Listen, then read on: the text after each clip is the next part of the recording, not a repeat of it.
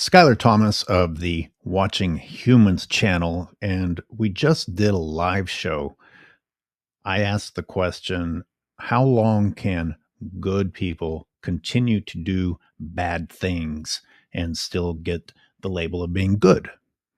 And not just do bad things, but repeatedly, intentionally, knowingly, and even doing it for a living and still get the label of being good. And I focused on the dairy industry. Part of that discussion was looking at other species that consume another species' milk. And I want to follow up on that because there's some interesting talking points in the article that was referenced. The title is How Did We Start Drinking Milk of Other Ruminants? Are we the only species to drink the milk of other species? And this is from scienceabc.com. Opening quote, humans domesticated cattle between 10,000 and 5,000 years ago. Between this period, humans in agricultural settings began consuming milk of some of these domesticated animals. So we're off to a bad start.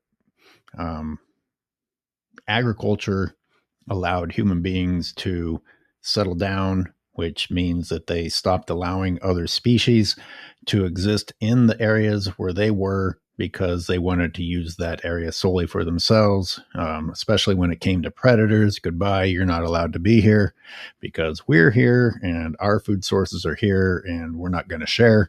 And of course, by converting habitat to agricultural purposes, we also removed the homes of other living creatures. But geez, I'm already going down a rabbit hole here.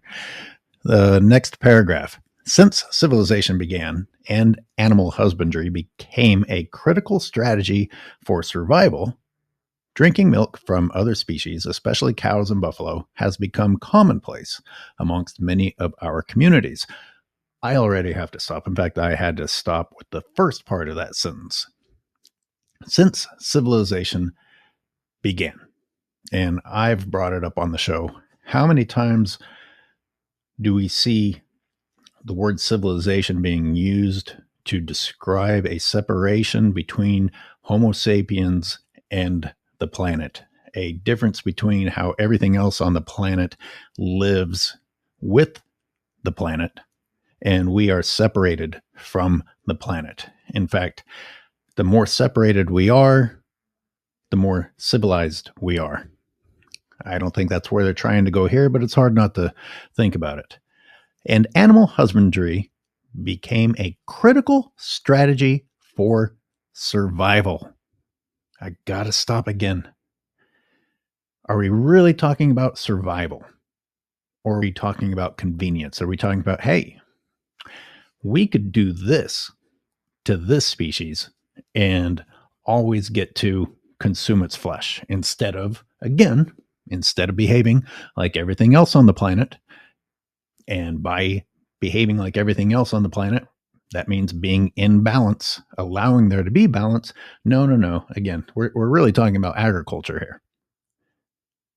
Changing how the system works for our benefit at the expense of everything else. But my question was, are we really talking about survival? Is this life and death? When someone says survival, I think you're talking about the difference between life and death. I had to do this to survive. Were human beings, in fact, facing doom? I doubt it. In fact, not only were we not facing doom, this new approach caused us to do the exact opposite, to be too successful. Again, we talked about on the show, I said, there's one thing that both sides of the extreme can usually agree on, and that there's a human population problem. Well, agriculture is a massive reason that there is one. History of procuring milk from other species. Let's go back in time by about 12,000 years. Humans were beginning their agricultural conquest. Conquest. It's one of those words that as long as you're the one conquering, it's fine. You look at it from the perspective of the conquered, and conquest is not so great. But I would so in that case, I would say that agriculture is used in the correct context here when talking about conquest. Transitioning out of their nomadic lifestyles. Nomadic lifestyles. You could also maybe think about this as migrating, which is what most creatures, or at least many species, mammalian species in particular, have to do or had to do in order to survive. Once again, when we moved away from that, we started doing other things, altering the place we were at instead of leaving when the place we were at no longer suited us. And of course, it creates all kinds of problems for the other creatures that are trying to live there. Hey, we don't like your habitat at this time of year. We're going to change everything. Instead of leaving the way the system was set up, we're going to stay. We're going to stay. We're going to build things. We're going to steal water. We're going to grow food and get rid of everything that was in place. Wow, barely even talked about the milk part yet. With agriculture came domestication, and there's a lot of problems with domestication. You're basically talking about slavery. And between 10,000 and 5,000 years ago, humans had domesticated cows, sheep, chickens, and horses, to name just a few. Enslaved. Domestication, enslaved. And I'm sure people are going to be, oh, so you don't like domesticated dogs? Well, I get your point, but the life my dog lives is a lot different than the life most people's dogs live. And certainly a different life than livestock. How and why humans domesticated cattle in the first place is debated, but it can be said with certainty that the domestication of cattle had many advantages. Okay, so it goes on to say how, these creatures were used to do intense work. Their fur could be used to be woven into cloth, skin processed into leather, and their bones could be used as weapons for hunting and jewelry. And not to forget, the cattle were a source of milk. So basically objectifying other living creatures. But hey, you're a saint if you use the whole animal. I say that because they listed quite a few different uses here. But the one we're going to focus on is milk.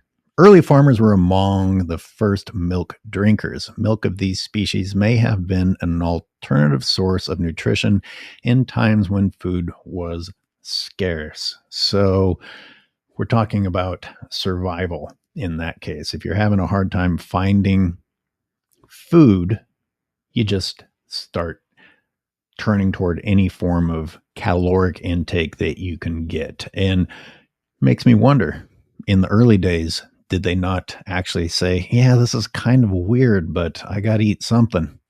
Now it's normal. Now it's like, oh, of course we drink the pregnancy lactations of other creatures. Whereas it may have very well started as, wait a minute, well, I got to do it. Nothing else to eat. I got to do it.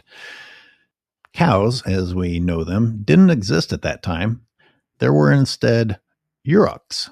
Archaeological and genomic evidence reveals that humans domesticated the Tauran cow, a closely related species of wild aurochs.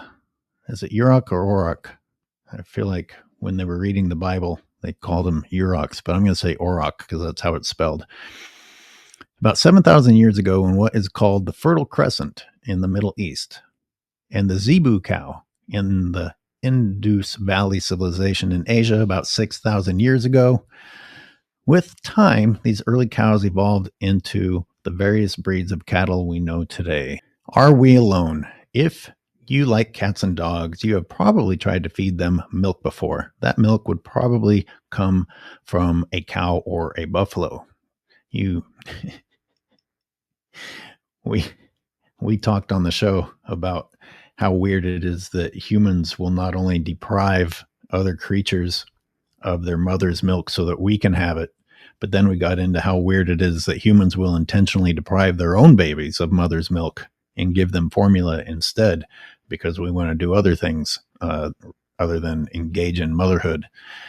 And I, I think about dogs when I think about the dairy industry a lot because we really don't treat dogs so much better. And I was thinking how puppies don't really get to enjoy their mothers or their mother's milk for very long. Maybe in some cases, hardly at all. I think they give them 8 weeks in standard cases. But in any case, bye bye, mommy. It's just standard practice. Bye, siblings. I'm going to go live in isolation with my new slave owners. Your pet probably chugged the milk the way you would down your favorite drink. Nevertheless, it is an aberration rather than a norm for cats or dogs to sip milk. They only drink milk because they have access to it through us. In the natural environment, they do not chase cows or goats to get their milk.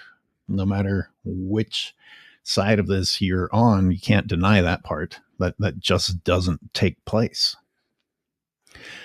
So, okay, we're removing cats and dogs.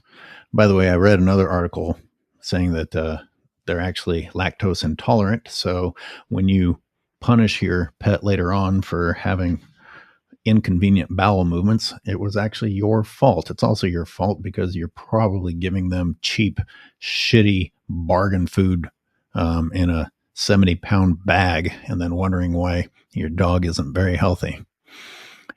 Drinking milk past infancy. So when it comes to mammals, we are the only species that drinks milk directly from other species, or we are the only one that does so in adulthood. Notice that they were being specific about mammals. Most juvenile animals can drink and digest their mother's milk because they carry the enzyme lactase, which digests lactose. Oh, we talked about lactose intolerance and the dairy industry's intentional targeting of lactose intolerant people despite the problems that they're going to be inflicting upon those people, because the only thing that matters to them is the almighty dollar, not whether or not it's actually going to be good for those people. And again, this is what good people do to other people, because we all know that good people put money above all else. That's what Jesus taught us, right? That's what the Bible taught us. Lactose is the main carbohydrate in animal milk. Lactase is an enzyme that breaks down lactose into its basic parts, that is, glucose and galactose, that the body can now use. As the young grow into adults, the gene that produces this enzyme is switched off and the body can no longer digest lactose. All right, this is about to get interesting. Lactase persistence. And without knowing it, I was talking about it on the show today. I'll get to that. Before the domestication of cattle, adult humans lacked the enzyme lactase. Sometime after we started domesticating cattle, some humans in Europe developed a mutation that kept their lactase enzyme active into adulthood, allowing them to drink milk without side effects. It's a mutation. It's not natural. It's a mutation. And yet now you're only a real person if you drink real milk. And it's only real milk if it's from a bovine or whatever. So this article considers this to have been an advantage. The trait turned out to be an advantage, and the gene variant spread across populations. People who can digest milk into adulthood are called lactase persistent.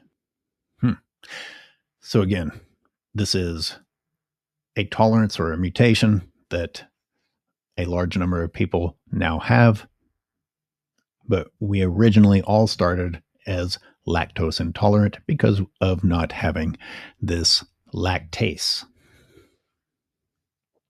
There are lactose intolerant people who do not produce the enzyme lactase, and the gene variant didn't spread evenly across populations. In fact, between 50 and 70% of adults worldwide are lactose intolerant. That's a lot of people.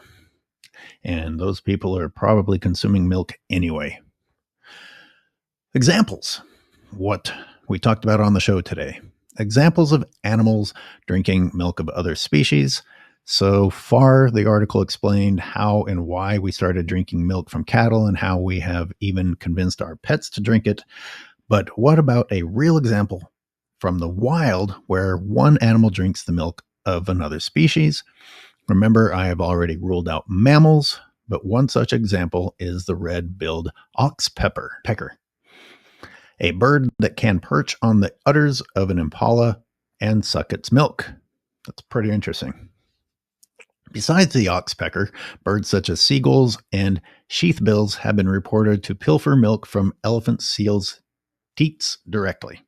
So while it's quite rare, milk stealing does happen between certain other species in the wild. All three of those were bird species, not mammalian. Oh, and that's the end of the article. With those three bird species listed, I wanted to dive into some other things. We did touch on this in the live show, but it's too important not to talk about more. And that's that these bird species came along and took a little something. They came along and used a little bit of what was there and continued on. They didn't they didn't cause those animals to give up their babies and stop nursing their babies so that they could have the milk themselves. They didn't adopt the milk as a primary food source. They didn't enslave another species and mass produce them and forcibly impregnate them and keep them in a state of pregnancy forever in order to come and take their pregnancy lactations, their milk. Which brings me to how weird it is that we've normalized this with human beings and some specific thoughts on how that normalization was accomplished. There is intentional deception involved because I can remember being told as a child there's beef cows and there's milk cows, which is kind of like telling you these ones produce beef, these ones produce milk, as if it's not true of both, because beef cows produce milk. As long as you have mothers, as long as you have mammalian mothers, they're both going to produce milk for their offspring.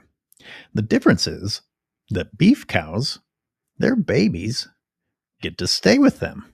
Milk cows, we decided or manipulated or whatever happened with those particular bovines, that they have bigger udders or can produce more milk. And so we're going to specialize and they are going to be milk factories, not mothers. They're going to primarily be milk factories. And therefore, we're going to call these milk cows. They still have babies, just like the beef cows have babies. Their babies just don't get to have mothers, and these mothers don't get to have babies. It's very effective, this deception. I was walking through Point Reyes with an ecologist and a gentleman older than myself. One would like to think that they would be wiser, older and wiser. And we were walking through Home Ranch, and some beef cows were going by, and it was around the time that babies had been born. I said, "Oh, look, must be a beef cow because the babies haven't been taken." And he was like, "Is that supposed to be some sort of a jab at the dairy industry?" Well, is it or isn't it? You're an adult. You tell me why the beef cow babies are with their mothers running free. Free. I mean, they're within the confines of the grazing area, but these babies are running. They're out frolicking for a little bit, exercising, using their legs, and then coming back and nuzzling up with their mothers and suckling whenever they feel like it. And not very far away, we have the exact same age of calves completely alone inside of these little white isolation bins. No moms, no siblings, no other living creatures whatsoever. Just standing there, staring and wondering what the fuck kind of world they are in. It's the kind of world where good people have decided that doing this to other creatures to make a dollar is right.